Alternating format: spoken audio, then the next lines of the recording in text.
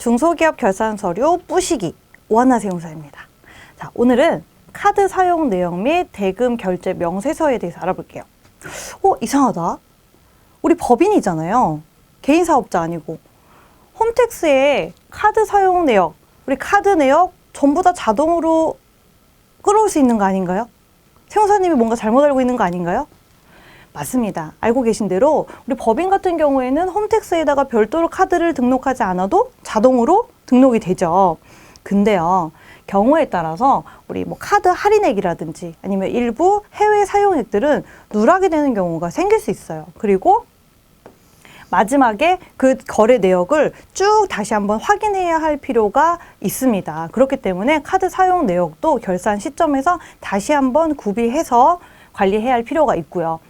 대금 결제 명세서는 뭘까요? 이 카드 사용 내역과는 좀 다르게 우리 카드 한 달 동안에 우리가 카드 대금을 100만 원을 썼다. 200만 원을 썼다. 그리고 그 100만 원, 200만 원에 대한 내역은 이렇다. 그 내용이 나와 있는 게 대금 결제 명세서죠. 우리가 신용카드 12월 31일 날 미지급금 그 잔액을 맞추려면 그동안에 사용한 거래 내역 플러스 결제한 내역이 정확히 일치가 돼야 되고 빠짐없이 사용 내역을 입력이 돼야 됩니다. 그렇기 때문에 이 두 가지 자료 꼭 필요한 자료예요. 우리가 카드 내역이라고 하면 두 가지로 나눠서 살펴볼 수 있는데요. 신용카드와 체크카드로 나눠서 살펴볼 수 있겠죠. 회계 처리도 좀 차이가 있어요. 신용카드 같은 경우에는 우리가 1일 날 사용한 거, 2일 날 사용한 거 쭉 그 거래 내역을 모아서 그 대금을 한 달에 한 번 결제를 하게 되죠. 체크카드는 어때요? 그 연결된 계좌에서 우리가 카드를 사용하는 동시에 사실 출금이 되죠. 그러면 회계 처리 차이를 한번 살펴볼게요. 자, 직원식대로 5만 원을 신용카드로 결제를 했다. 간이가세자라고 할게요. 부가세 생각 안 할게요. 자, 복리후생비로 5만 원. 비용 처리했겠죠. 대변에 모을까요? 미지급금이죠. 5만 원. 코드 뭘로 걸죠? 우리 카드사로 걸어요. 이렇게 회계 처리를 했다가 대금을 결제하는 시점에 회계 처리 어떻게 합니까? 자, 요 미지급금 사라지죠. 5만 원. 근데 당연히 거래가 하나가 있다고 생각하고 회계 처리를 하는 거고 5만 원, 소모품비 5만 원, 다른 거래 내역도 분명히 있을 거예요. 그리고 그 금액이 합쳐져서 대금 결제가 될 거고요. 자, 5만 원이고, 보통 예금에서 보통 출금이 되겠죠. 5만 원. 신용카드 회계 처리 맞나요? 이렇게 일반적으로 해요. 그러면 체크카드는 어떨까요? 실제 거래대로 한번 해볼게요. 그러면 자, 똑같이 직원식 때 5만 원입니다. 복리후생비 5만 원 나가죠. 자, 보통 예금에 그 연결된 계좌에서 동시에 처리가 돼요. 만약에 우리 그 예금에 5만 원이 없다. 3만 5천 원밖에 없다. 이러면 이 자체가 아예 결제가 안 되죠. 결제를 했어요. 보통 예금에서 동시에 5만 원이 빠져나갑니다. 대변으로 오죠. 이게 실제 거래 내역이에요. 근데 이렇게 하다 보면은 이 카드 내역을 별도로 관리하기가 조금 어려울 수 있어요. 그래서 실무적으로는 두 번째 방법을 쓰기도 합니다. 어떻게요? 신용카드처럼요. 복리후생비 5만 원 잡고 미지급금으로 잡아요. 5만 원. 그리고 나중에 통장 내역을 입력할 때 상호 확인을 하면서 미지급금을 상기합니다. 하고 당연히 보통 예금 5만 원. 이 보통 예금은 요 보통 예금이겠죠. 근데 관리 목적으로 미지급금 계정을 한번 통해서 회계 처리할 수도 있는 거예요. 그럼 결산 이전의 카드 사용 내역은 우리 회계 처리 어떤 회계 처리가 있는지 볼게요. 자, 앞에서 봤던 그 회계 처리도 그렇고 이 회계 처리도 그렇고 왜 지금 같이 알아보는 거냐면 나중에 결산 시점에 이런 회계 처리들이 어떤 식으로 영향을 미치는지 이해하기 위해서 같이 보는 거예요. 자, 부가가치세 신고할 때 카드 사용액에 대한 매입세액 공제 검토하죠.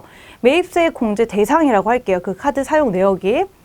자, 일반 가세자에게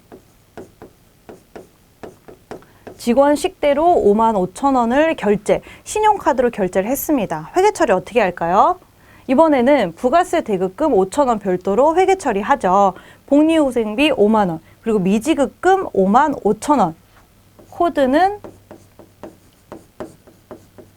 카드사로 걸겠죠. 이 55,000원이요. 1월 1일 거래라고 할게요. 그리고 2일 날도 10일 날도 쭉쭉쭉 그 지출에 대한 내역이 있겠죠. 자, 1월 31일이 끝나고 보통 1월 1일부터 1월 31일 카드 내역이라고 했을 때 2월 달 정도에 대금 결제하죠. 요 이용 기간 총 사용액이 100만 원이라고 할게요. 2월 달에 100만 원 결제됩니다. 근데 2월 10일 날 결제했다고 할게요. 그러면 2월 1일, 2월 2일, 이 2월 10일까지 전에도 거래 내역이 발생을 했어요. 근데 이거는 요 2월 10일 날 대금 결제 안 하죠. 언제 해요? 3월 10일 날 대금 결제를 하겠죠. 이런 식으로 우리가 12월 31일까지 거래 내역은 발생을 할 거예요. 카드는 계속 사용을 하겠죠. 12월 10일까지 대금 결제는 했을 거고요. 그러면 우리가 12월 31일 날 재무제표상에 재무상태표상 부채 계정으로 남아 있어야 되는 금액은 뭐가 되죠? 2월 10일 날 대금 결제하고 남은 요 금액이 미지급금 잔액이 되겠죠. 이 금액을 정확하게 입력하기 위해서는 뭐가 정확하게 입력이 돼야 된다고요? 카드 사용 내역이 빠짐없이 입력이 돼야 되고 그 내역과 이용 대금 결제 내역이 잘 매칭이 돼야 된다는 거예요. 그래서 우리가 결산 시점에 이 미지급금 잔액을 정확하게 확정하기 위해서 이런 자료들이 필요하다라는 겁니다. 우리 카드 사용 내역은 어디에서 확인할 수 있을까요?